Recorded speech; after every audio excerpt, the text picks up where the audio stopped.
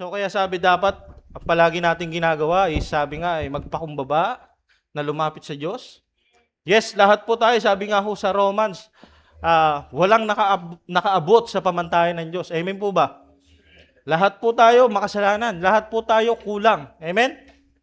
Sabi ho, hindi natin na abot yung pamantayan na hinihingi ng Diyos. So sabi kung hindi natin abot yung hinihinging pamantayan ng Diyos, sabi ano na lang gagawin mo? Amen?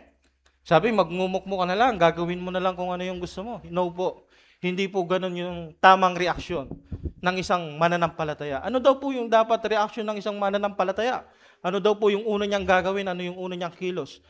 Sabi wala pong iba kundi yung magpakumbabang lumapit sa Diyos. Humingi ng tawad sa kung ano man yung nagawa niyang kasalanan. At sabi wag nang ulitin. Amen? Wag na magpatuloy sa pagkakasala. At sabi sumunod sa kalooban ng Diyos. Amen po ba? So, sa umaga pong ito, yun po, nagpapasalamat din po muna ako sa ating Panginoon. Praise the Lord kasi ho, nabigyan ho ulit ako ng chance, mga kapatid, na sabi, makatayo uli sa harapan. Sabi, hindi ho tayo deserve, pero sabi nga, ang Diyos po ang nakakalam ng ating mga puso. Amen? And pinagpapasalamat ko po sa Panginoon. Si Kuya AJ ho is hindi rin ho perfectong tao.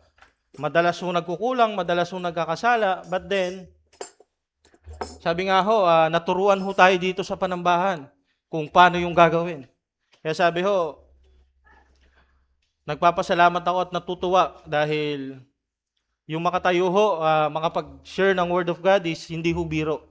Napakalaking gampanin ho nito mga kapatid. And sabi nga ho sa Biblia, ang unang parurusahan o ang unang i-judge, kundi yung mga nagtuturo o hindi yung mga tagapakinig. Amen? So, nakasalalay ho dito yung buhay ko, mga kapatid. Kung ako po yung magtuturo ng hindi tama, amen? Hindi naaayon sa salita ng Diyos, sa kalooban ng Diyos, sabi ho, ako ho yung mananagot, mga kapatid. Kaya tayo po yung nagsisikap din na maging maayos po yung buhay natin sa harapan ng Diyos. Amen? Lahat po tayo always kulang. But then, yun lang po yung hinihingi ng Diyos. Sinaantay ng Diyos na makita niya sa atin. Yung kapakumbabaan ho. Yung willing tayong magpakorek. Willing tayong magpaturo. Amen? Willing tayong magpasakop sa kanyang presensya, mga kapatid.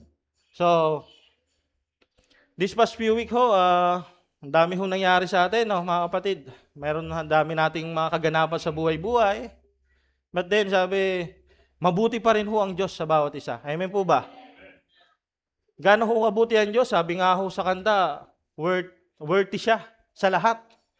Di ba?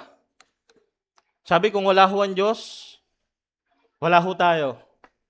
Kung wala ho ang Diyos, wala ho tayong buhay. Kung wala ho ang Diyos, wala ho tayong kalakasan. Amen? Kaya sabi ho, wala ho tayong pwedeng idahilan o excuse para hindi natin papurihan ang salita ng Diyos, ika nga ni brother. Amen? Sabi, maiksing oras, panahon lang yung hinihingi o ibibigay natin sa Diyos, bakit hindi pa natin magawa? Amen? So, this past few weeks ho, alam ho natin na yung bawat isa ay nakaranas. Sabi, may nalungkot, may nanlamig, ano pa, may nabigatan, may naguluhan. Amen po? But then, tignan nyo ho, church, kung paano kumilos yung Diyos sa buhay natin. Di ba? Sabi, tayo'y binigyan niya pa ng pagkakataon, chance, buhay. Buhay ho tayo ngayon. So ano hong gagawin natin dahil binigyan tayo ng chance ng Panginoon sa araw na to? Sabi, sasayangin po ba natin? Excuse me. Hindi po eh. Excuse me. Sorry po, sorry. Nasasamid tayo.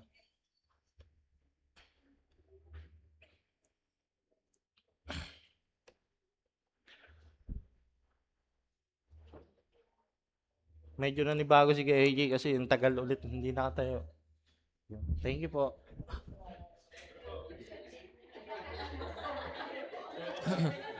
Ay, hindi ko sinisisi si Pastora. Ayan.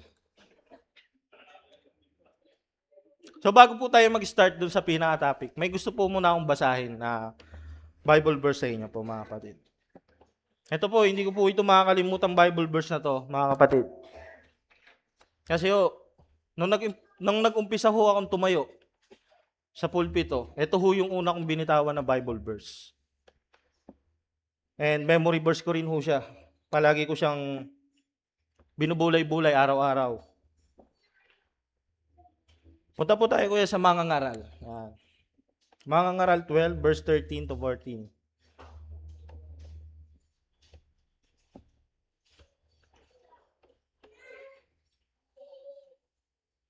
Yan.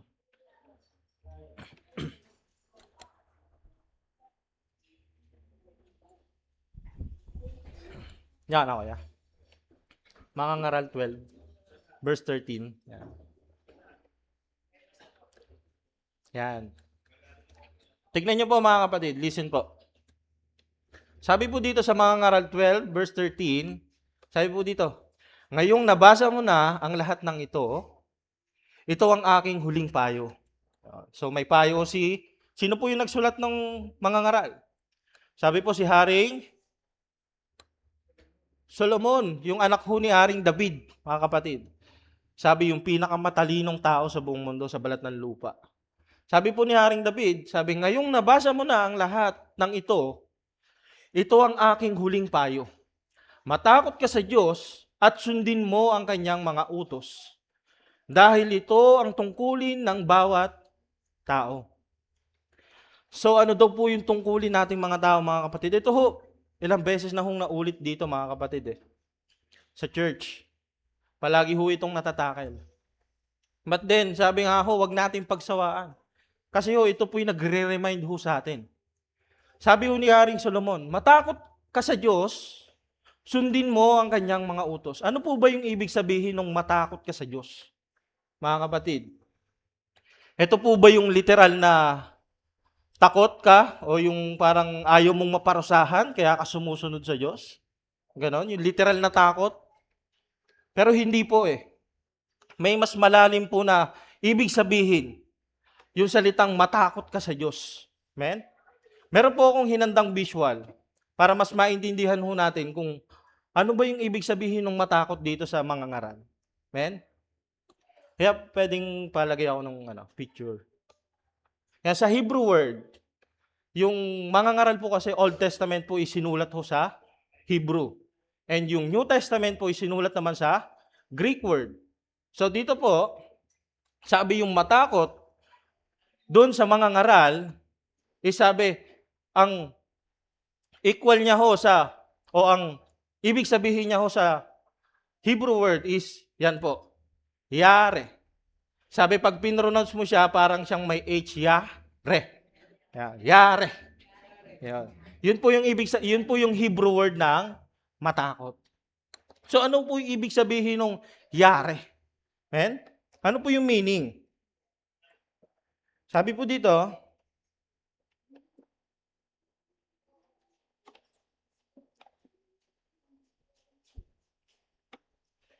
yan, sabi yung takot po dito, which is yare in Hebrew word, is hindi po literal na yung takot ka sa Diyos or yung sumusunod ka kasi ayaw mong maparusahan. Sumusunod ka sa Diyos, nagsisimba ka, nag-church ka kasi gusto mong makapasok sa langit, ayaw mong mapunta sa impyerno. That's literal na takot, sabi fear. Pero yung takot po dito na sinasabi ni Haring Solomon, isabi ho yung bigyan mo ng mataas na respeto ang Panginoon. Amen? Sabi po dito, magkaroon ka ng banal na paggalang. O sabi sa English, reverence. Sabi, magbigay ng mataas na paggalang at karangalan. Mamuhay ng may pagkamangha at pagsunod sa Diyos. So yun pala ho yung ibig sabihin ng matakot dito sa mga ngaral. Hindi po siya yung literal na matakot ka. Kasi kaya kang patayin ng Diyos, kaya bawiin ng Diyos yung buhay mo, hindi ho.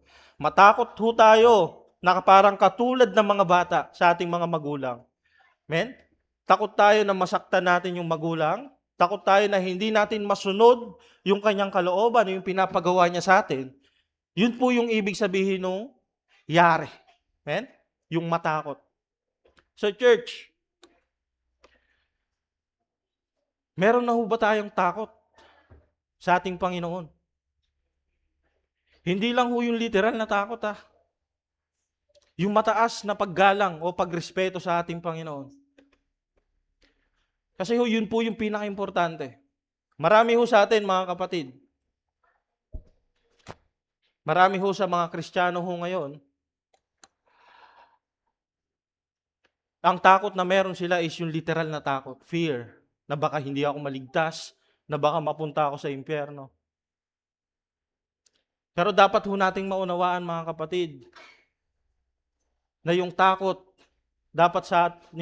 na dapat meron tayo sa harapan ng Diyos is yun po yung pinakamataas na respeto para sa Kanya. Kasi yung church, pag hindi ho natin sinunod ang kalooban ng Diyos, doon na po papasok yung totoong takot talaga eh. Matakot ka na kapag hindi mo sinunod yung kalooban ng Diyos. Doon na ho papasok yung fear. Nasabi may kapalit ho kapag hindi natin sinunod ang kalooban ng Diyos. Amen? Ano ho yung mangyayari ho kapag hindi ho daw natin sinunod ang kalooban ng Diyos? Sabi, siyempre may parusa. Amen? Kuya, okay lang continue mo sa verse 14. Sabi po sa verse 14, Ayan, basahin po natin. Makinig po church sabi, sapagkat hahatulan tayo ng Diyos ayon sa lahat ng ating ginagawa. Mabuti man o masama, hayag man o lihim. So church, hindi ho ba tayo natatakot sa kung anong pwedeng mangyari sa atin kapag hindi natin sinusunod yung kalooban ng Diyos? Sabi, tayo hong mga tao, pag tinanong tayo kung okay lang, ano sagot natin? Pag kinamusta tayo, kamusta ka brother, sister? Sagot natin, okay lang. Yeah? Madalas ho tayo maglihim, madalas ho tayo magsikreto. Sa ating mga tao ho, pwede ho yun, gagana ho yun na pwede tayong makapagsikreto, pwede tayong magtago. But then sa harapan ho ng Diyos, mga kapatid, sabi ho, wala hong lihim na hindi niya alam. Lahat po alam niya sa ating buhay. Ano po yung ginagawa natin? Ano po tayo kapag labas ng simbahan? Diba? Anong nilalang tayo? Kasi pag nasa simbahan tayo, siyempre, ano tayo kumbaga parang maka-Diyos ho tayo. But then, iba na ho paglabas Ano na ho ba yung mga ginagawa natin? Diba? Mabalik ba tayo sa dati nating buhay? Pwede ho But then sabi ho, wag po tayong maging pakitang tao or sa labas lang malinis, kagaya ho ng sinasabi ng ating Panginoong Hesus. Naalala niyo ho nung nirebuke ni Jesus, yung mga pariseo? Sabi kayo, nililinis niyo para kayong mga puntod, na nililinis niyo, pinipinturahan niyo ng puti, yung labas, pero yung loob, bulok yung laman. Diba? Sabi, ayaw po ng Panginoon sa ganong klaseng tao. Kaya ho sabi, tinuturuan ho tayo dito sa church kung paano ho maging isang malinis sa harapan ng Diyos. Amen? Sabi, paano daw ho tayo magiging malinis sa harapan ng Diyos? Amen? Sabi, humble yourself to God. Amen? Lumapit ka ng may pagpapakumbaba. I-confess mo sa Kanya lahat ng mali mong nagawa. Hindi sabi, wag mo nang ulitin. Sundin mo yung Kanyang kalooban. That's the way po. Sabi, wala na hong ibang way. Wala ho tayong ibang pupuntahan o ibang mababasa ho sa kahit anong libro. Kundi si Jesus lang ho yung pinaka-way. Amen? Kung hindi tayo lalapit sa ating Panginoong Hesus nang may pagpapakumbabang puso, sabi, hindi ho tayo magiging malinis. Sabi, para tayong mga pariseo. Na sabi, pag nasa church, parang banal na banal. Amen? Pag nasa gawain, parang banal na banal. Pero pagdating na sa labas, di ba? Sa sariling buhay na wala nang nakakita, iba na yung takbo ng buhay, iba na yung takbo ng isip, iba na yung laman ng puso. Amen? And, ikokorek ho natin yung mga kapatid. Ayaw ho natin na maging ganun tayo, mga kapatid. Sabi, gawin natin lahat na mga kaya para matulungan natin yung bawat isa. Amen? Kasi sabi may nagsabi, may nakausap po ako eh.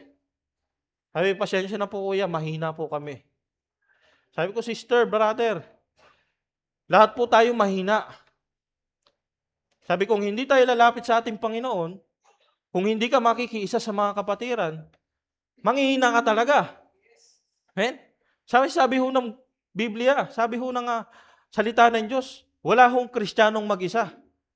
Sabi tayo po ay isa sa katawan ni Kristo. Tayo po ay nagpa-function, bawat isa ho sa atin. Kaya sabi ho, kung tayo po ay mag-isa at nanghihina, ano ang dapat nating gawin? Sabi, lumapit ho tayo sa ating Panginoon.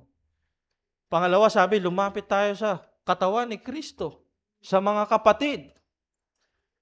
Kasi kung ipoproklama ho natin na tayo ho'y mahina, wala hong mangyayari, magiging mahina ho talaga tayo.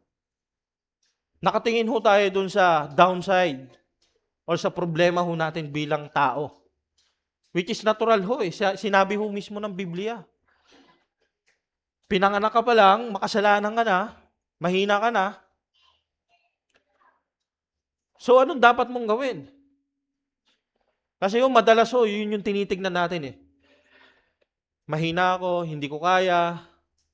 Hindi ho natin tinitignan yung ano ba yung pwedeng solusyon? Amen? Nakatingin ho tayo palagi sa problema, pero hindi natin tinitignan yung solusyon. Which is yung solusyon po is walang iba ho kundi ang ating Panginoong Hesus. Sundin ang kanyang kalooban. Na kapag nagawa ho natin yun, sabi, tingnan niyo ho yung nangyari kay Sister Ging. Dahil nagtitiwala ho sa Diyos. Diba? Pinagkatiwalahan kahit hindi naman kakilala. Di po ba? Sabi ang Diyos alam yung pinakaibuturan ng ating puso, ng ating isipan. Hindi tayo makakapagtago. Hindi po tayo makakapagsinungaling. Hindi po tayo makakaiwas sa Diyos. Sabi yung mga kapatid mo sa pananampalataya, pwede mong lokohin, pero ang Diyos, hindi. Kaya sabi magkaroon tayo ng takot sa Diyos. Magkaroon tayo ng mataas na paggalang. Kasi kung meron tayong mataas na paggalang sa ating Panginoon, sabi, andun na yung sabi, susundin natin automatic yung kanyang kalooban. Yung sabi nga ni Kuya, yung bunga ng paggawa mo ng mabuti, is hindi dahil yun yung paraan para maligtas tayo, kundi bunga yon ng, ano daw po? Bunga ng tayo ay naligtas na. Amen? Nagagawa natin yung mabuti dahil tayo po ay naligtas na. Hindi ho natin ginagawa yung mabuti kasi requirements ho yun ng Diyos, hindi ho eh. Sabi tayo po ay lumalakad na sa liwanag, sa karunungan, dahil po, tinanggap natin ang ating Panginoon. Binigyan natin siya ng mataas na respeto. Amen? Tayo po ay naligtas na. Kaya sabi, nagagawa natin yung lahat, mabubuting bagay. So, sabi po dito sa verse 14, sapagkat hahatulan tayo ng Diyos ayon sa lahat ng ating ginagawa, mabuti man o masama, hayag man o lihim. Madalas po nating naririnig na parang nagiging dahilan ng maraming Kristiyano. Okay lang na magkasala kasi nga mabuti naman ang Diyos. Nagpapatawad naman ang Diyos. Amen? Church, maling mindset ho yun, mga kapatid. Yes, mabuti ho ang Diyos. Yes, mapagpatawad po ang Diyos. Pero sabi, ang kabutihan at pagpapatawad ng Diyos ay meron din hong hangganan. Amen? Marami hong example sa Old Testament, mababasa ho natin. Sabi nga ho, yung Israel, sabi, chosen nation, o pinili ng Diyos na mga tao. So, ganun ka-espesyal ho yung mga taga-Israel, yung mga Israelite. Ganun sila ka-espesyal. Dahil sila yung mismong pinili ng Diyos. But then, dahil sa katigasan ng kanilang mga ulo, sabi, alam na nila yung katotohanan, alam nila yung tama, pero hindi pa rin nila ginagawa, sabi, dun humahantong sila sa kapahamakan. Doon po humahantong yung sabi, yung wrath of God. Pinaparusahan sila ng Diyos. Amen? So papasok po tayo ngayon sa Isaiah chapter 1 para mas maintindihan natin, maunawaan ho natin yung kahalagahan ho ng takot natin sa Panginoon. Amen? Sabi, pag hindi natin sinunod ang kalooban ng Diyos, ganito po yung mangyayari sa atin. Amen? Punta ho tayo kuya sa Isaiah 1. Isaiah 1, chapter 1.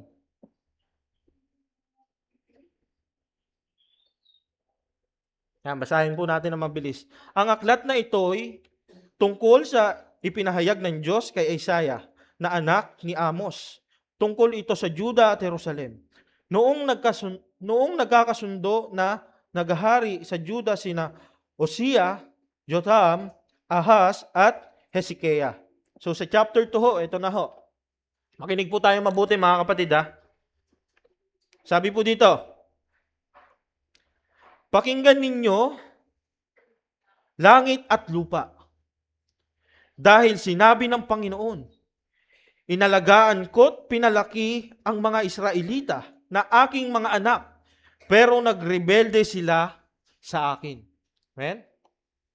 Tinuring ho ng Diyos na sabi, anak yung mga Israelita, pero ano sabi daw? Pero nagrebelde sila sa akin.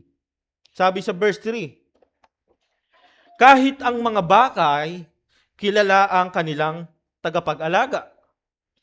At ang mga asno'y alam kung saan sabsaban sila pinapakain ng nagmamay-ari sa kanila. Pero ang mga mamamayan kong Israelita ay hindi nakakakilala sa akin. So sabi ng Diyos, mabuti pa yung mga baka. Kilala nila yung mga amo nila. Mabuti pa yung mga asno. Di ba? Sabi, alam nila kung saan sila pinapakain ng mga nag-aalaga sa kanila. Pero sabi, yung mga mamamayang kong Israel, na sabi, itinuring niyang parang anak, inalagaan. Sabi, hindi man lang nakakilala sa kanya.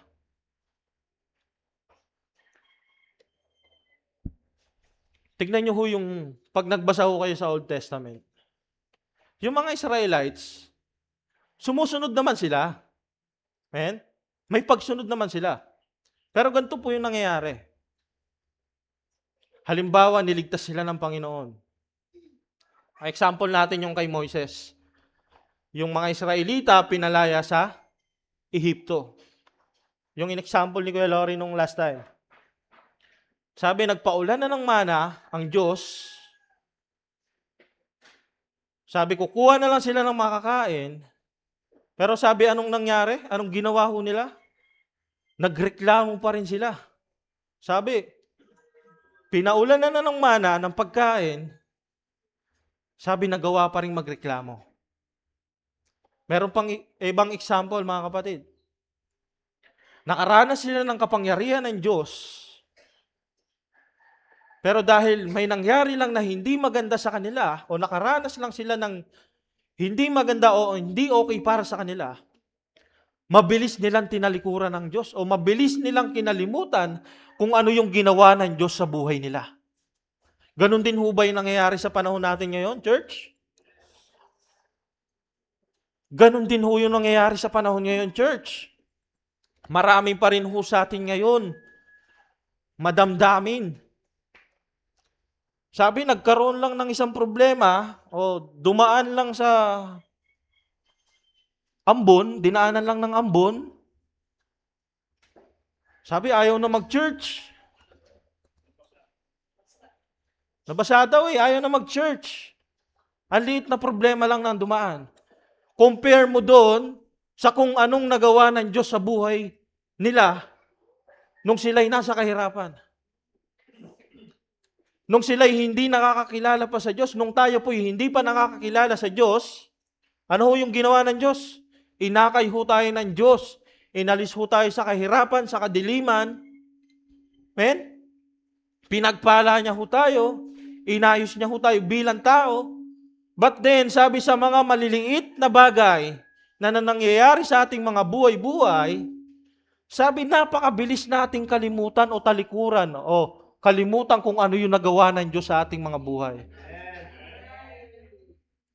Sabi, nakarinig lang ng hindi maganda sa kapwa, ayaw na mag-church. Tatampo na. Speaking of, sabi nga ni Kuya kanina, tayo po ay ginawa ayon sa wangis ng Diyos. Sabi ho, tayo po ay refleksyon ng Diyos, mga kapatid. Tayo po ay anino. Sabi kung ang Diyos ay mabuti, ano daw dapat yung anino? Mabuti. Kung ang Diyos ay mapagpatawad, ano daw dapat yung anino? Mapagpatawad din, mga kapatid. Sabi, nakarinig lang tayo ng hindi maganda, nakakita tayo ng hindi maganda sa kapwa. Wala na, nainis na, ayaw na mag-church. Nagtampo na. So, paano natin sasabihin na tayo'y nilikha ayon sa wangis ng Diyos? Kung sabi yung pagpapatawad lang ho, hindi ho natin magawa. Yung pagpapakumbaba lang ho, hindi ho natin magawa. Hindi po ba, church? Real talk lang ho yun, mga kapatid.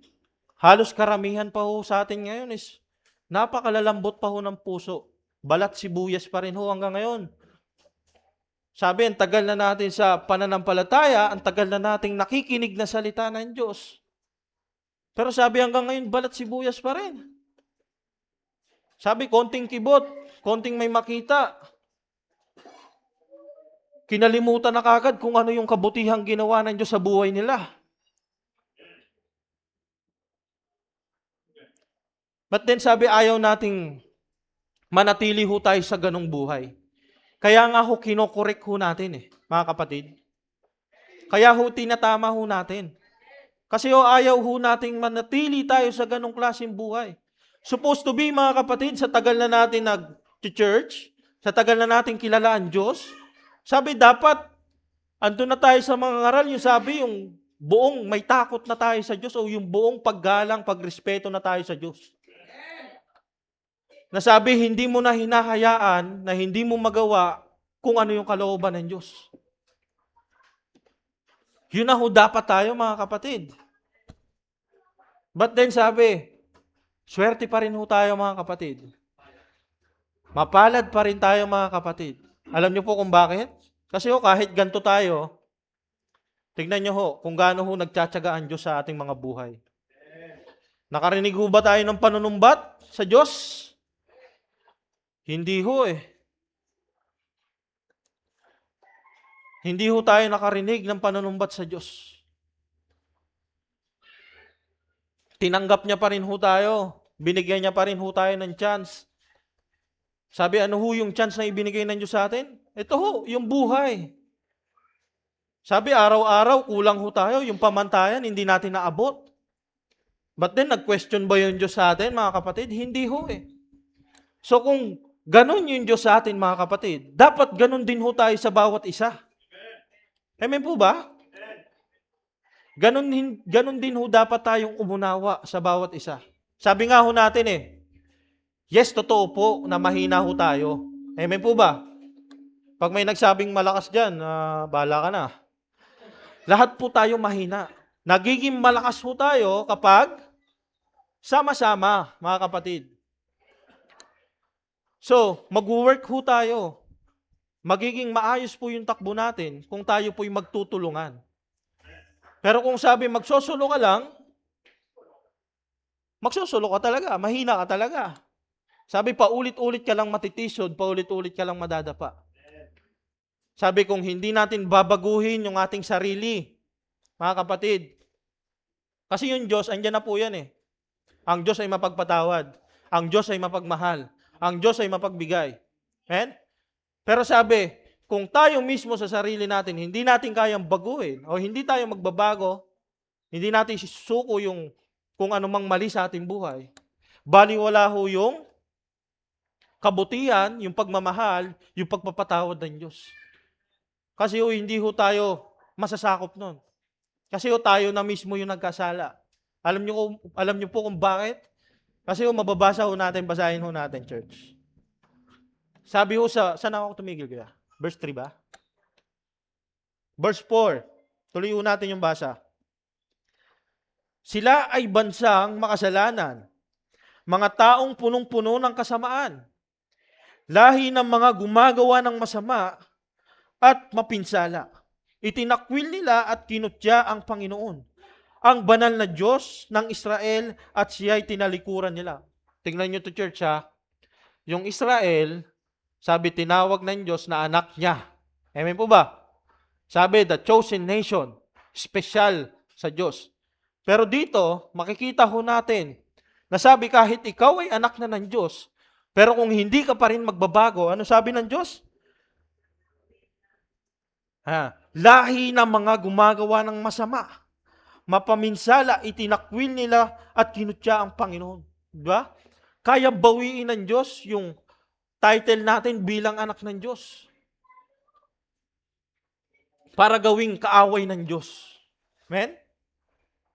Kaya sabi, hindi ho natin pwedeng sabihin na mabuti ang Diyos. Yes, mabuti ang Diyos eh. Pero wag natin abusuhin. Amen? May hangganan ho yung kabutihan ng Diyos.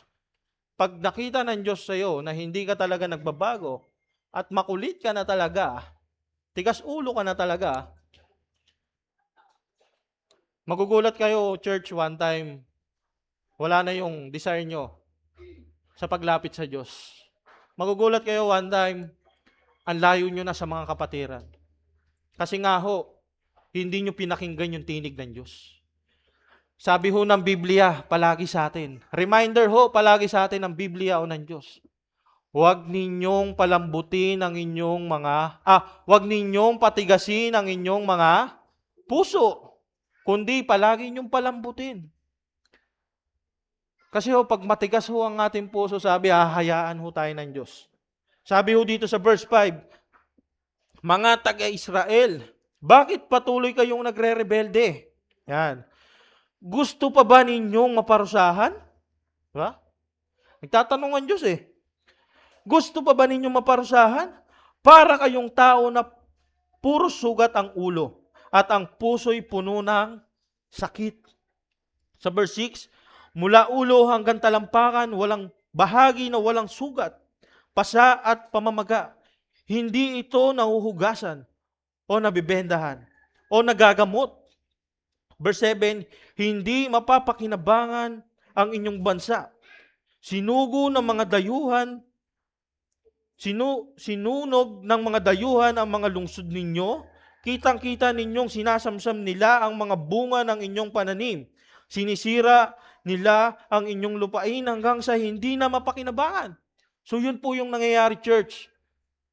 Kapag kasabi, ayaw nating magpasakop sa Diyos. Ayaw natin sumunod sa kanyang kalooban. Sabi, napupunta ho tayo sa kapahamakan. Kaya nga ito, church eh. Minsan nagki-question pa tayo, Lord, bakit nangyari sa akin to? Hindi muna natin tinanong yung sarili natin, ano bang nagawa ko? Bakit nangyari sa akin to? Yun po dapat yung unang tanong eh.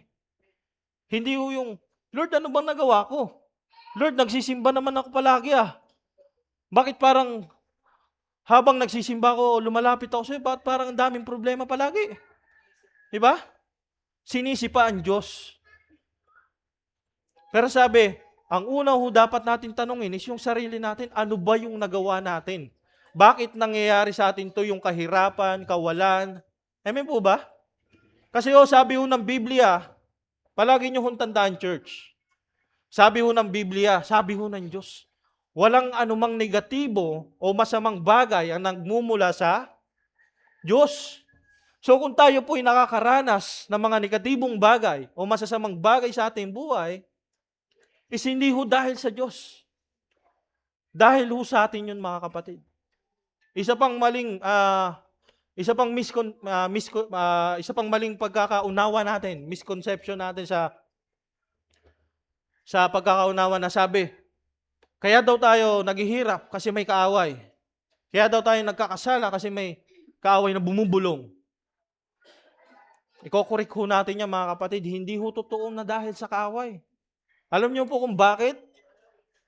Kasi sabi yung kaaway, yes, bumubulong siya, pero ikaw pa rin ang magdi-decide kung susundin mo ba yung bulong niya o hindi.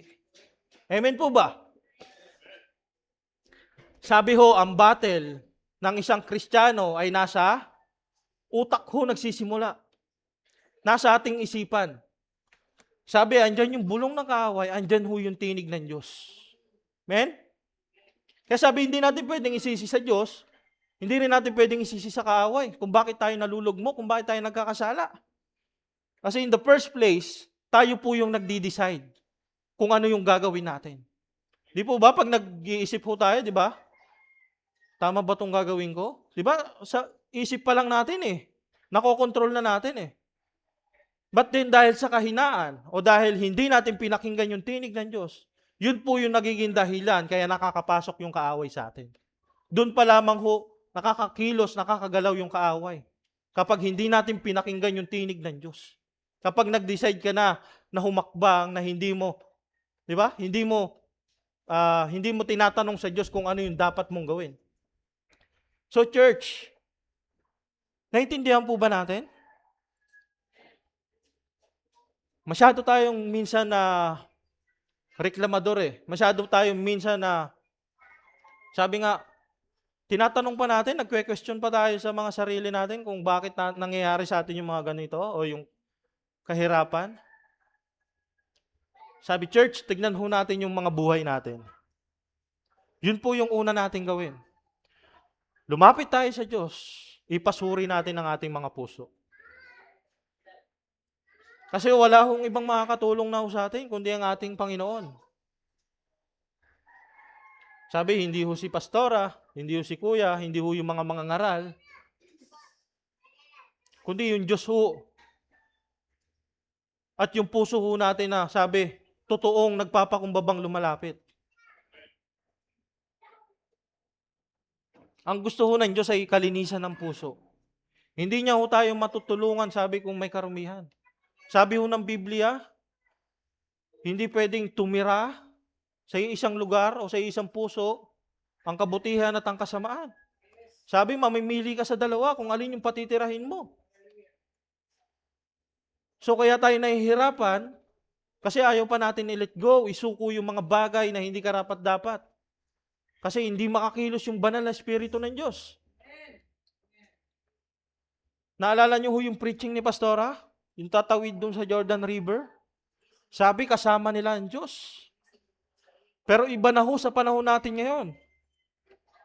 Sa panahon natin ngayon, mas pinadali na mga kapatid. Alam niyo po kung bakit? Kasi ibinigay na ng Diyos yung pinakatutulong sa atin, mag-guide, which is the Holy Spirit, mga kapatid.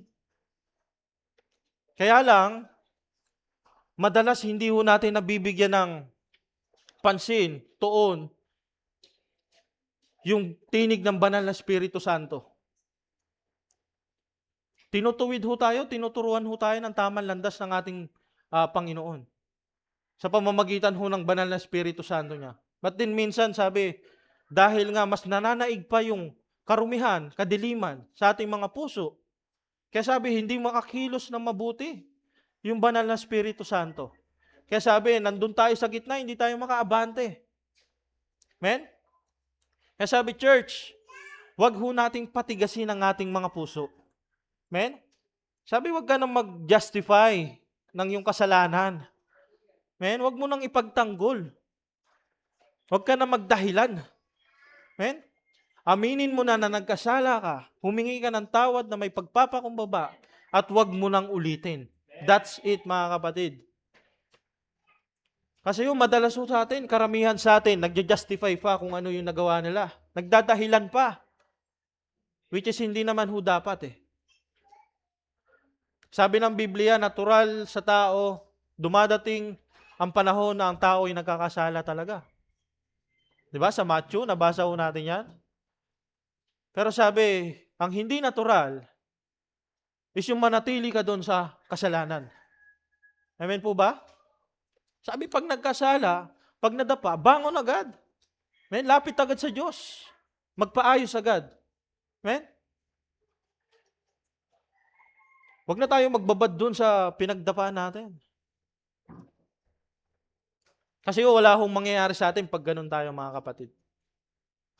Kaya sabi ng Diyos, sabi ng Biblia, mga kapatid, Pag narinig nyo ang tinig ng Diyos, huwag nyong patigasin ang inyong mga puso. Para matulungan ho tayo. Kasi lahat naman ho tayo, di ba? Humihingi ng tulong sa Diyos. Totoo po ba? Araw-araw ho tayo yung may samot dalangin sa harapan ng Diyos. Pero ito ho yung church. Hindi ho lahat ng panalangin natin ay dinidinig ng Diyos. Alam niyo kung bakit? Dahil yun sa kalagayan ng ating mga puso. Kung ang puso mo ay marumi pa rin, diba? Ayaw mo pa rin isuko. Sabi, kahit anong panalangin mo, kahit anong punta mo sa church, hindi ka pakikinggan ng Diyos. Sabi ng Biblia, ayusin mo muna yung sarili mo bago ka maghandog. Kasi pag naghandog ka na may karumihan ka sa iyong puso, hindi tatanggapin ng Diyos yung handog mo. Bakit tayo pumupunta sa church, mga kapatid?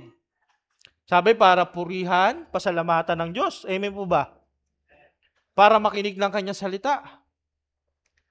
Pero sabi, mawawalan ng saysay yung pagpunta natin sa church. Sabi, kung paglabas naman natin ng church, andun pa rin yung karumihan sa ating mga puso. Sabi, hindi tatanggapin ng Diyos yung papurit pasasalamat nyo sa Kanya. Hindi niya tatanggapin yung handog nyo sa Kanya. So sayang pala yung pinaghirapan natin. Sayang pala yung ginugol, inoras na panahon sa paglilingkod sa Diyos. Kung sabi, hindi naman pala tatanggapin ng Diyos. Tuloy ho natin yung basa sa verse 8. Sabi, walang natira kundi ang Jerusalem. Para itong silungan sa isang ubusan, isang kubol sa taniman ng mga pipino na mag-isang nakatayo. At para ring lungsod na pinalibutan ng kaaway. Kung ang Panginoong makapangyarihan ay hindi nagtira ng ilan sa atin, tulad na sana tayo sa Sodom at Gomora. Verse 10, kayong mga pinuno at mga mamamayan ng Jerusalem, na katulad ng mga taga Sodom at Gomora, pakinggan ninyo ang salita at kautusan ng Panginoon na ating Diyos. Sinabi niya, ito po makinig kay church sa verse 11, sinabi niya, baliwala sa akin ang napakarami ninyong handog, sawang-sawa na ako sa inyong mga handog na sinusunog, ang mga tupa at mga taba ng mga pinatabang hayop, hindi ako nalulugod sa dugo ng mga toro, tupa at mga kambing. Sino ang nag-utos sa inyo na dalhin ang lahat ng ito kapag sumasamba kayo sa akin? Sino ang nag-utos sa inyo tumapak sa aking templo? Tigilan nyo na ang pagdadala ng mga handog na walang silbi. Nasusuklam ako sa amoy ng mga insenso ninyo. Hindi ko na matiis ang mga pagtitipon ninyo kapag pista ng pagsisimula ng buwan na kapag araw ng pamamahinga. Dahil kahit na nagtitipon kayo, gumagawa kayo ng kasamaan. Nasusuklam ako sa inyong mga pista na bagong buwan at sa iba pa ninyong mga pista. Sobra-sobra na, hindi ko na ito matiis. Kapag mananalangin kayo, hindi ko kayo papansinin. Amen? Kahit paulit-ulit pa kayong manalangin, hindi ko kayo pakikinggan. Dahil marami kayong pinatay na tao. Linisin ninyo ang inyong sarili. Tigilan na ninyo ang paggawa ng kasamaan sa aking harapan. So nakita niyo, church? Sabi, baliwala ho yung paghahandog nung unang panahon, ng mga Israelita. Diba? Baliwala yung pagsasama-sama nila. Diba? Yung pag-gather nila. Sabi, kahit manalangin, paulit-ulit daw silang manalangin, hindi daw sila papansinin ng Diyos. Kasi nga ho, mali ho yung puso nila eh. Gumagawa pa rin sila ng mali. Kahit na alam na nila yung katotohanan. So sa kapanahunan ho natin, kailangan pa ho ba natin mag-alay? Hindi na ho eh. Naialay na ho yung alay o yung pinakamagandang alay sa lahat. which is ang ating Panginoong Hesus. Kaya sabi, hindi na tayo kailangan magpakahirap katulad ng mga Israelita nung unang panahon. Sabi, ano na lang gagawin natin? Sabi, tanggapin si Kristo. Sundin ang kanyang kalooban. Sabi, malaya tayo makakalapit sa Diyos. Pero kaparehas pa rin, mga kapatid. Sa Old Testament o sa Lumang Tipan, kung sinasabi natin sa bibig lang, tinatanggap natin ang ating Panginoon, pero wala talaga sa ating puso, sabi kahit umattend tayo tuwing linggo, umattend tayo ng mga gawain, kahit manalangin tayo ng manalangin, baliwala ho ang lahat kung hindi ho tama ang ating mga puso. Church, wag na ho tayo mag-aksaya ng panahon. Wag ho tayo mag-aksaya ng oras. Sabi nga ho dito sa church kung maglilingkod ka, dapat lahat na. Wala nang matitira. Amen? Kasi maglilingkod ka na rin lang, hindi mo pa buuhin. Diba? Wala nang reservation, mga kapatid. Amen. Kailangan buo na. Hindi pwede yung sabi konti lang or kalahati lang. Hindi ho pwedeng ganun Ang gusto ho ng Diyos, yung makita niya na buong-buo tayong naglilingkod sa kanyang harapan. Yun po yung nakakalugod sa harapan ng Diyos, mga kapatid.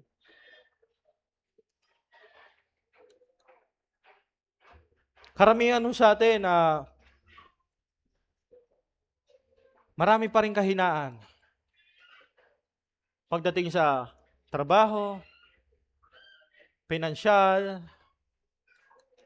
family, yan yung mga nagiging hadlang minsan sa atin Pero sabi kong, titingin tayo sa Diyos, mga kapatid. At kung magtitiwala tayo sa Diyos,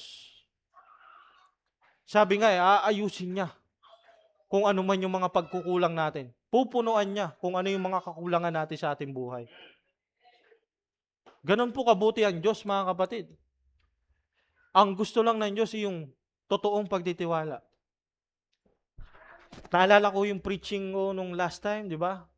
Sabi ko, nandun tayo sa paniniwala, pagtitiwala, hindi na lang natin nagagawa yung pagsunod, which is na-correct ho tayo, di ba? Na hindi ho pala yung pagsunod yung kulang sa atin, pati ho yung pagtitiwala. Kasi nga ho, kung totoo po kung hindi tayo nagtitiwala ng lubos sa Diyos, hindi ho tayo makakasunod. Amen po ba? Sabi, na-stuck pa rin pala tayo doon. Sa paniniwala lang sa Diyos. Lahat po tayo kilala na ang Diyos. Amen po ba? Amen? Lahat po tayo naniniwala na may Diyos. Pero hindi ho lahat tayo is may pagtitiwala na. Kulang pa rin pala tayo sa pagtitiwala kaya hindi pala tayo makasunod. Sabi ng Diyos, kung gusto mong maging tagasunod ko, marami kang bibitawan, marami kang iiwan. Ano daw yung sabi? Ang nag-iwan ng kanyang mga pamilya, mga anak, mga negosyo, ba? Mga hanap buhay, sabi yun yung magiging tagasunod ni Kristo.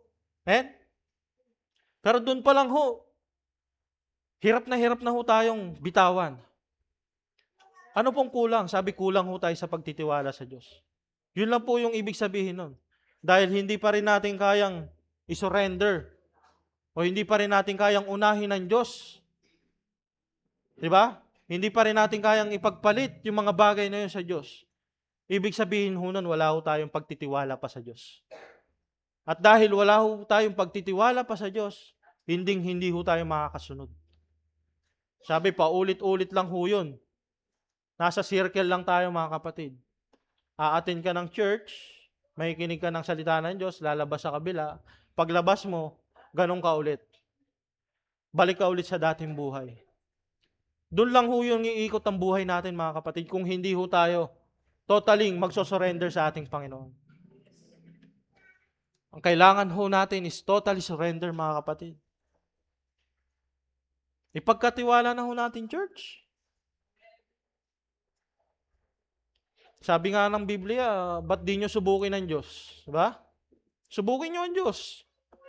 Sabi, pag hindi niya binuksan daw, sabi yung pintuan ng langit paulan lang kayo ng biyaya. Amen? Minsan ho, natatalo lang ho tayo dun sa pagtitiwala natin eh. Doon tayo na nagkukulang talaga. Kaya hindi ho tayo makasunod ng buong buo. Ang dami nating isipin, inaalala natin yung bukas. Pero sabi naman ng Bible, huwag mo isipin yung bukas. Sabi nga ng Bible, huwag mo isipin yung kakainin mo eh. Di ba? Paulit-ulit tayong nire-remind ng Biblia. Pero paulit-ulit rin natin kinakalimutan. Sabi, ang totoong nagmamahal sa Diyos, sabi ni Kristo, mga kapatid, makinig kayo. Ang totoong nagmamahal sa Diyos, sabi yung iniingatan ng kanyang mga utos sa kanyang puso. Yun daw po yung totoong nagmamahal sa Diyos. Sabi ni Kristo, ibigin mo ang iyong kapwa. Ibigin mo nga ang iyong kaaway. Sabi, may nakita ka lang na hindi maganda sa kapwa mo, ayaw mo nang ibigin. Di po ba? Ganun ho tayo madalas eh. Madalas ho tayo nakatingin sa tao. Hindi ho tayo nakatingin sa Diyos. Ang madalas natin tinitignan yung pagkakamali ng bawat isa. Eh pag nagtinginan ho tayo ng pagkakamali, meron ho talaga lahat eh.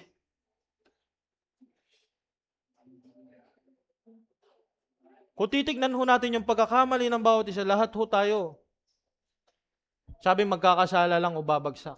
Pero sabi kung titignan natin ho ang Diyos, amen? Ganun po nag-work yung church eh. Ito po makinig kayo Sabi, kapag kinikilala mo na tinanggap mo na si Kristo sa iyong buhay, sabi anuman ang maging sitwasyon mo sa iyong kapatiran, sabi nakagawa man siya ng hindi maganda sa iyong kapatid o sa iyo, sabi dahil nga na nasa iyo na si Kristo, sabi hindi na yung kasalanan niya yung tinitignan mo. Hindi na yung mali niya yung tinitignan mo, kundi yung pag-ibig na ni Kristo. Ano sabi ni Jesus? Nung bago siya umakyat ng langit, ito ang bagong utos na iiwan ko sa inyo. Magmahalan kayo kagaya ng pagmamahal ko sa inyo. Amen ba, church? Tayo huminahal ng Diyos. At ang gusto ng Diyos, mahalin din natin ang bawat isa. Yung mga apostles po noon, di ba? Sabi, nagkaroon din ho sila ng samaan ng loob. Nag-reviewkan pa nga ho sila. Di ba? But then, sabi, hindi natapos yun doon. Dahil kilala na nila ang Diyos, alam nila kung ano yung reaction dapat nila, kung ano yung gagawin nila. Di ba? Sabi, pag nakurik ka, kapatid, tanggapin mo. Huwag ka magalit kasi kinurik ka. Marami kasi sa atin ngayon, pag nakarinig ng correction, galit eh. Tampo eh. Meron naman, pag nakarinig ng katotohanan, galit. Di ba? Ayaw na nakakarinig ng katotohanan. Ayaw nakakarinig ng pagtutuwid. Sabi, pag kinorek ka, kapatid, pag kinorek tayo, kapatid, tanggapin natin. Amen? Kasi tao lang tayo eh. Sabi, wala ngang mabuti. Sino lang yung mabuti daw? Ang Diyos. Sabi, kung hindi mo tatanggapin na nagkasala ka, ibig sabihin, kapantay ka ng Diyos. Kasi hindi ka na nagkakasala. Di ba? Tanggapin ho natin pag tayo po ikinokorek. Huwag ho sumasama yung loob natin. Amen? Bakit daw tayo kinokorek? Kasi mahal tayo ng Diyos. At mahal ho natin yung bawat isa, kaya kinokorek ho natin kung ano yung mali nating nakikita sa bawat isa. Amen po ba? Kasi kung hindi mo ikokorek, sabi wala kang pakialam doon sa kapwa mo. Nakita mo ng mali yung ginagawa, hinayaan mo lang. Hindi mo sinabihan. So, ibig sabihin, wala kang pakialam doon sa kapwa mo. Amen? Sabi, pag ikaw ay Kristiyano na, Sabi, ano man ang makita mo sa iyong kapwa, sabihin mo sa kanya na mali yung ginagawa niya. Ituwid mo siya, i-correct mo siya. And kapag ikaw naman yung nalagay sa posisyon na ikaw yung kinokorek, magpakumbaba ka. Tanggapin mo. Wala nang masyadong maraming dahilan. Tanggapin mo na nagkasala ka. That's humbleness, mga kapatid. Yun po yung gusto ng ating Panginoon. And paulit-ulit na sinasabi, nababanggit dito sa church, sabi ni Jesus, learn from me for I am gentle and humble.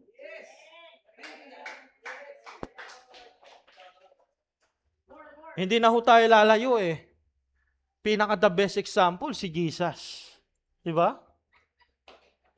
Si Jesus po hindi rin ho siya nakaranas din ho siya ng hindi magagandang bagay sa mga nakapaligid sa kanya. But then sabi, hindi niya minasama or hindi siya nagalit doon sa mga tao na yun na gumawa sa kanya ng kasamaan. But then sabi, inintindi, inunawa, at pinakitaan pa rin ang pagmamahal. Diba? Sabi, yung mga Pariseo na lang, yung mga Pharisees and Sadducees, na sabi, walang ibang ginawa kundi i-condemn si Jesus. Hanapan ng butas si Jesus. But then sabi, pag lumalapit sila kay Jesus, tinatanggap pa rin naman sila ni Jesus. Hindi pa rin naman sila tinataboy ni Jesus. Sa atin, dito sa church, pag may nakarinig lang tayo ng hindi maganda, umiiwas na sa kapatid. Ayaw ng lapitan. Ayaw ng kamayan. Ganun ho ba tayo kagrabe, mga kapatid? Tapos, pinoproklama natin na tayo ay anak ng Diyos. Tayo nilikha ayon sa wangis ng Diyos.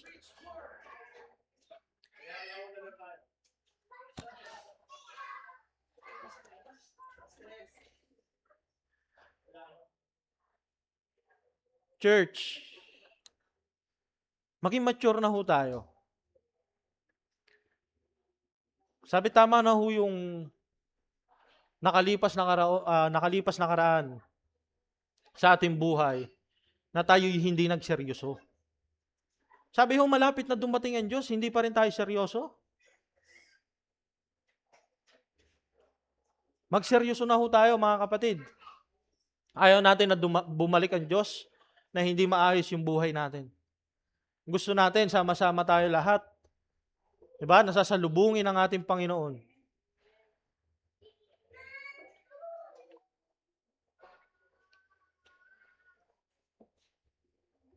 Sabi sa verse 17, pakinggan niyo mga kapatid. Sabi ng Diyos, pag-aralan ninyo gumawa ng mabuti at pairalin ang katarungan.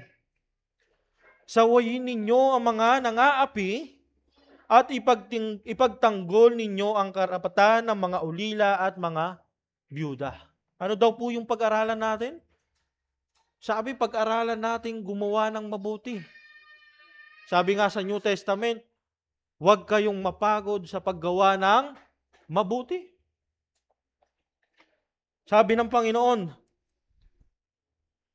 sinabi ng Panginoon, halikayo't pag-usapan natin ito. Kahit gaano man karumi ang inyong kasalanan, lilinisin ko iyan para maging malinis kayo. So nakita ho na naman natin yung kabutihan ng Diyos, church. Hindi ho ba?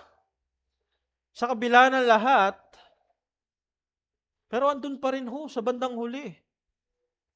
Nag-o-offer pa rin ang Diyos sa buhay natin, ng bawat isa ho sa atin. Pag-usapan natin, lumapit kayo sa akin na may pagpapakumbaba. Sabi dito, kahit gaano karumi ang inyong kasalanan, lilinisin ko iyan para maging malinis kayo. Kung susunod lang kayo sa akin, ay pagpapalain ko kayo. Andun ho pala yung pagpapala eh. Kapag nakasunod ka na. Mali ho kasi yung isip natin eh. Sabi, pag pumasok ko ng church daw, pagpapalain ang agad. Ang hanap na agad pagpapala, hindi pa nga nakakasunod. Church, sumunod muna ho tayo para maranasan ho natin yung pagpapala ng Diyos. Kasi ho, pangako ho ng Diyos yun eh. Sabi ng Biblia, sabi ng Diyos, wala pang pangakong nasira ang Diyos. Ang Diyos ay may isang salita. Kung ipinangako ng Diyos na pagpapalain niya tayo, mangyayari ho yun. Kung susundin natin muna ang Diyos. Kaya ho tayo hindi pinagpapala kasi hindi pa tayo nakakasunod eh. Amen po ba? Sumunod muna tayo, church. Parang sa trabaho lang eh. Hindi ka pa pumapasok, gusto sahod agad eh. Diba? Advance eh, balik agad. Wala pang trabaho, bali na agad. Diba? Sabi, pagtrabahuhan muna natin, sumunod muna tayo bago natin maranasan yung pagpapala ng Diyos. Sabi, mabuti ho ang Diyos, mga kapatid. Amen po ba? Mabuti ba ang Diyos sa buhay natin, mga kapatid? Mabuti po ang Diyos sa buhay natin. Kung hindi ho mabuti ang Diyos, wala ho sana tayo ngayon dito. Amen? Sabi sa verse 20, ayan na, pero kung patuloy kayong magre-rebelde, tiyak na mamamatay kayo. Mangyayari nga ito dahil sinabi ng Panginoon. So church, nakita natin ha, sabi andun pa rin yung pagbibigay ng chance ng Panginoon. Sabi pero may word na pero, di ba? Pero kung magpapatuloy pa rin kayo, ayaw nyo pa rin talaga, tigas ulo talaga, sabi ng Lord, mamamatay kayo. Amen? Sabi ho dito, may word na ginamit dito, kung patuloy kayong magre-rebelde. Yan. Ito ho, naitakil na ho ito ni Kuya. Diba? Kung maaalala nyo ho, yung three types, yung tatlong uri ng kasalanan. Yan. Meron din ho yung kahulugan sa Hebrew word. And may hinanda rin ho akong visuals para mas maintindihan uli natin, para mas ma-remind ho uli tayo. Yan. Kuya, pwedeng pa ko ng visuals natin. Yun do sa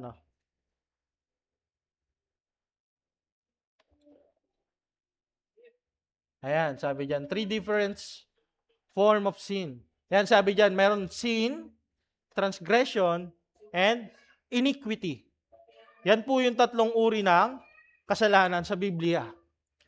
So, para mas maintindihan ho natin yung ibig sabihin ng sin, transgression, iniquity, yan, meron po tayong hinandang visual. Kaya kuya, next mo. Yung sa sin muna, yung Yan, sin. Sabi, yung katumbas niyan sa Hebrew word, which is, paano banggitin? Chatat. Chatat. Tama po ba, Kuya Lori? Chatat. Yan, yung chatat.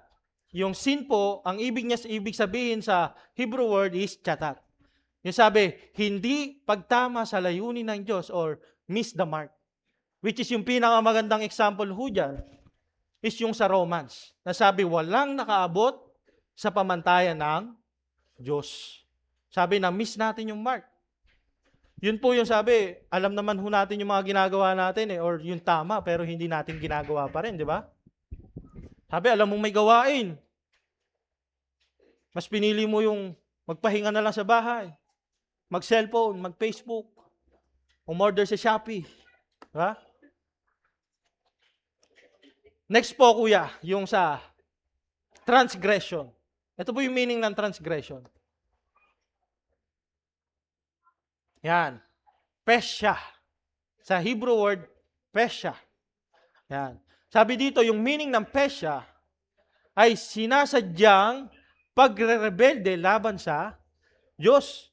So yun naman po yung sabi, alam mo na yung totoo, alam mo na yung katotohanan mula sa Diyos, pero sinasadya mo pa rin magkaroon ng kasalanan. Ano po yan magkakasunod ho yan. Yung sa una, yung sa sin or chata, medyo acceptable pa ho yun eh. Amen? Kasi nga ho, tayong mga tao is natural na mahina. Ang kalakasan lang natin ay ang Diyos. Pero yung dito ho, sabi sa pangalawa, medyo mabigat na ho ito mga kapatid. Dahil sabi ho, alam na ho natin yung katotohanan, ayaw mo pa rin gawin. Ayaw mo pa rin sundin. Amen? Sabi, sinasadyang pagre-rebelde laban sa Diyos. So, yun po yung transgression mga kapatid. So, yung pangatlo, Kuya Luis,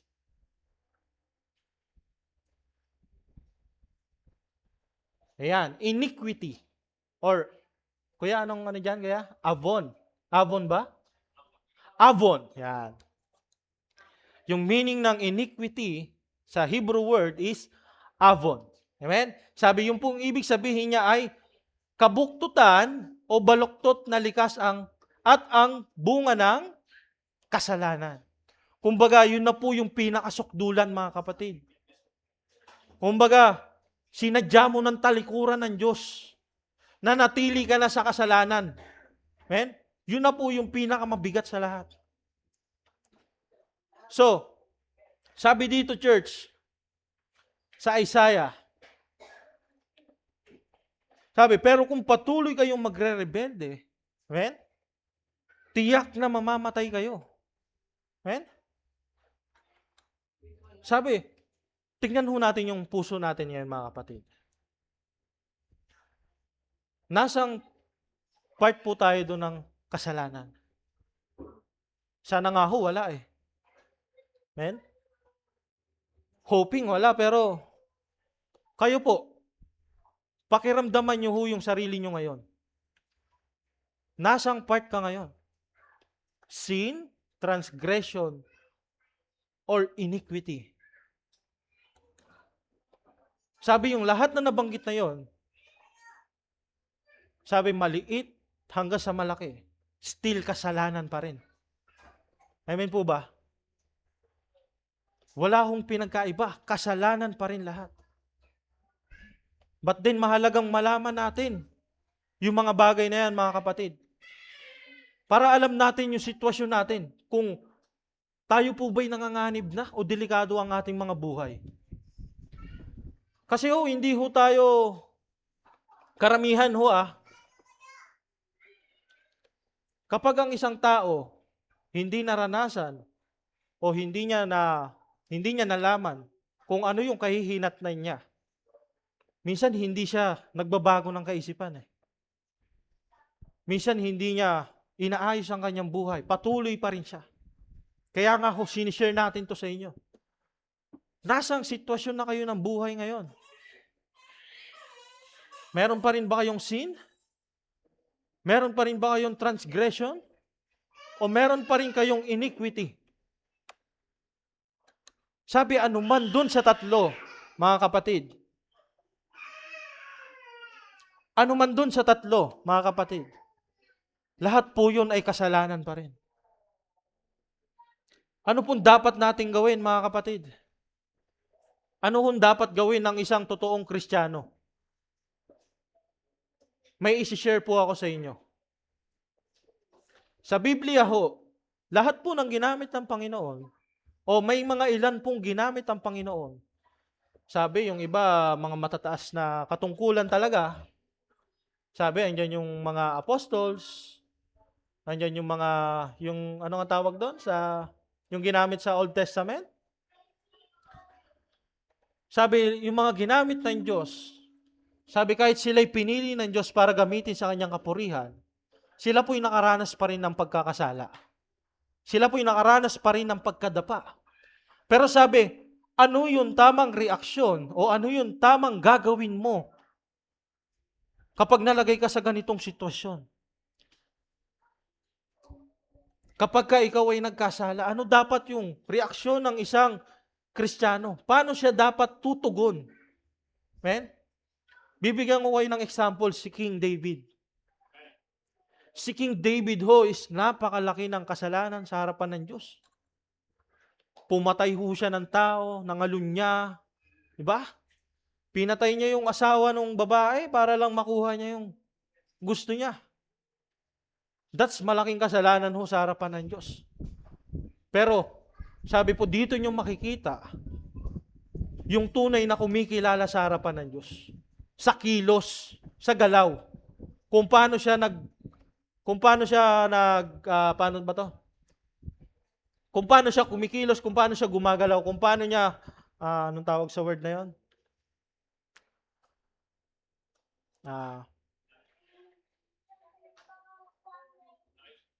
Yun, kung paano niya inaayos yung sarili niya sa harapan ng Diyos. Kuya, punta ho tayo sa Psalms 51. Tignan niyo si King David. Ganito dapat tayo bilang mga Kristiyano na. Dapat ho, ganito yung tularan ho natin. Sabi, hindi na ho yung marami pa hong paliwanag or magja-justify ka pa. Hindi ho. Sabi, aminin mo na nagkasala ka. Magpakumbaba ka sa harapan ng Diyos. Psalms 51, verse 1. Yan sabi dito, O Diyos, panalangin ho ito ni Haring David. Church, makinig po ha. Sabi dito, O Diyos, kaawaan niyo po ako. Ayon sa inyong tapat na pagmamahal. At ayon sa inyong labis na pagmamalasakit sa akin. Ang lahat ng pagsuway ko ay inyong pawiin at ako'y patawarin. Next. Panalangin ho ito ng isang totoong kumikilala sa Diyos. Hugasan niyo ako at linisin niyo ng lubos sa aking kasamaan. Next. Dahil inaamin ko ang aking mga pagsuway. At lagi kong iniisip ang aking mga kasalanan. Next. Tanging sa inyo lamang ako nagkasala. Gumawa ako ng masama sa inyong paningin, kaya makatarungan kayo sa inyong pagbibintang sa akin. Karapat-dapat lang nahatulan niyo ako. Next. Tingnan niyo ho kung gaano kamapagpakumbaba si Haring David. Ako'y makasalanan at masama mula pa noong ako'y isinilang. Kahit noong pinaglilihi pa lang ako. Next. Ang nais nyo ay isang pusong tapat, kung kaya't ipagkaloob nyo sa aking kaloob-looban ang karunungan. Next. Linisin at hugasan nyo ako sa aking mga kasalanan, upang lubusang luminis ang puso't kaluluwa ko. Next. Saan ako? Sa 8. Ipadaman nyo sa akin ang kasiyahan at kaligayahan, upang sa abak kong kalagayan, muling mapasa akin ang kagalakan. Verse 9, kalimutan nyo ang aking kasalanan, at pawiin ang lahat kong kasamaan. Verse 10, ilikha nyo ako ng busilak na puso, O Diyos, at bigyan nyo ako ng bagong espiritong matapat. Huwag po akong itaboy palayo sa inyong piling. At ang inyong banal na espiritu sa akin ay huwag nyo po sanang bawiin. Sana'y ibalik sa akin ang kagalakang naramdaman ko noong iligtas niyo ako. At bigyan nawa ako ng masunuring espiritu. At tuturuan ko ang mga makasalanan na sa inyong mga pamamaraan upang manumbalik sila sa iyo.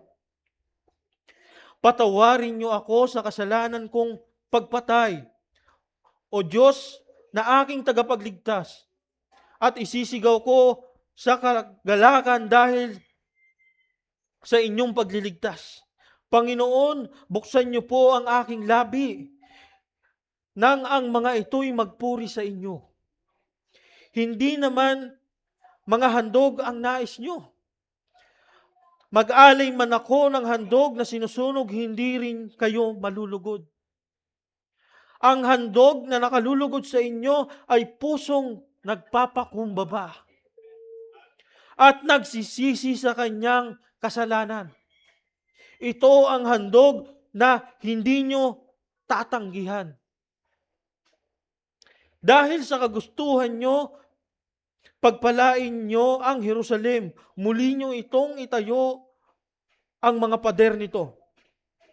Nang sa gayon malugod kayo sa mga nararapat na handog, pati sa mga handog na sinusunog ng buo. At maghahandog din sila ng mga baka sa inyong altar. Narinig nyo ho, church? Ito hong panalangin ni Haring David.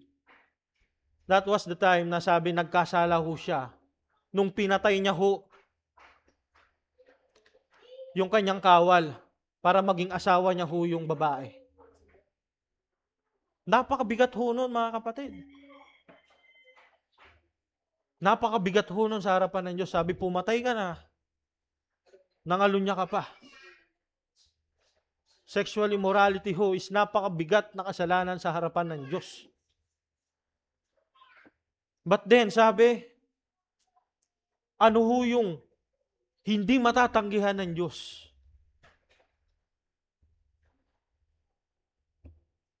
Balikan ho natin sa verse 17. Ang handog na nakalulugod sa inyong pusong nagpapakumbaba at nagsisisi sa kanyang kasalanan. Yun daw po yung handog na hindi matatanggihan ng Diyos. Yun po yung tamang reaksyon ng isang Kristiyanong nagkamali, nadapa. Sabi, siya'y bumangon at nagpakumbabang lumapit sa harapan ng Diyos. Hindi na nag-question. Lord, bakit nangyari sa akin to? Lord, ano bang nagawa ko? Diba? Wala nang justification. Inamin niya sa sarili niya kung ano yung nagawa niya at humingi siya ng tawad sa Diyos. At ang pinakamahalaga doon, sabi totoo yung kanyang puso at hindi niya na babalikan pa yung kanyang mga nagawang pagkakamali. Sa panahon ho natin, church, sa buhay ho natin, tayo po'y minsan na rin nakagawa ng mga kasalanan na hindi kaaya-aya sa harapan ng Diyos. But then sabi, hindi pa huli ang lahat. Tayo'y binigyan pa ng buhay. Sabi, pag may buhay, may pag-asa. May pagkakataon pa. But then, sabi, wag natin sayangin yung pagkakataon na ibinigay ng Diyos. Church, nakapagsimula na ulit tayo. But gusto ng Diyos, sa oras na to, na sinimulan natin uli, is ipagpatuloy na natin hanggang sa dulo. Yun ho yung gusto ng ating Panginoon, mga kapatid.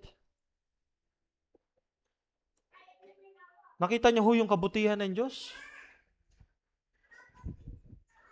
Kahit gaano kagrabe yung nagagawa natin sa Kanya, o ng mga tao sa Kanya, still, sabi, nag-o-offer pa rin ho siya ng buhay.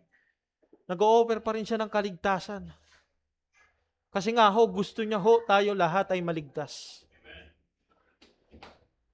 But then nakita pa rin ho natin sa ating mga nabasa ngayon na hindi sa lahat ng oras is nagpapatawad o nagbibigay ang Diyos.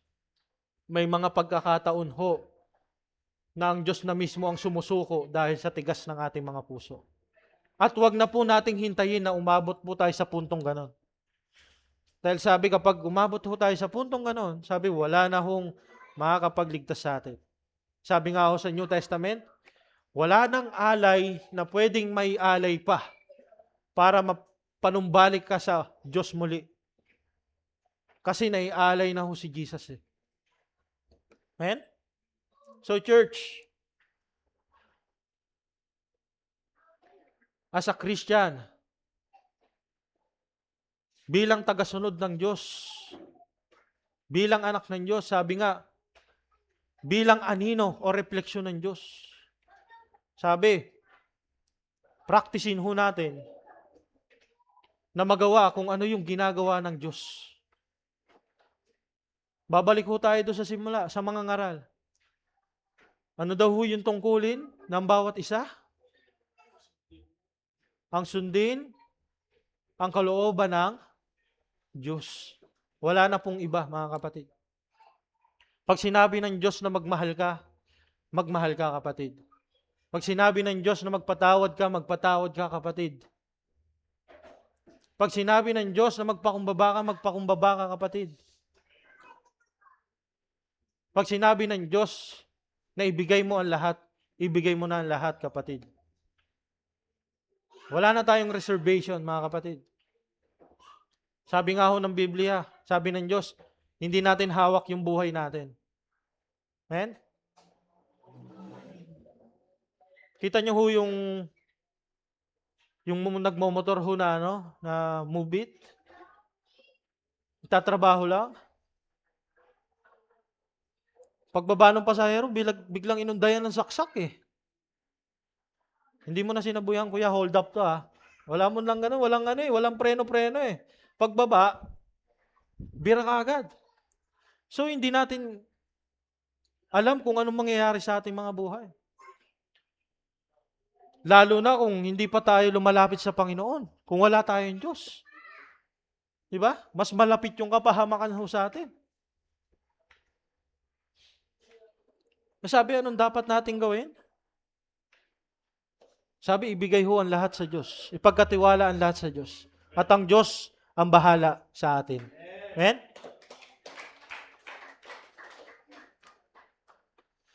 Hoping po is may naunawaan ho tayo sa araw na ito, mga kapatid. Maiksi po ba? Maiksi lang? So far, wala namang akong nakitang nakatulog. Praise the Lord. Ay, paidlip-idlip lang, pero wala namang humilik eh. Ay, kagigising lang wala.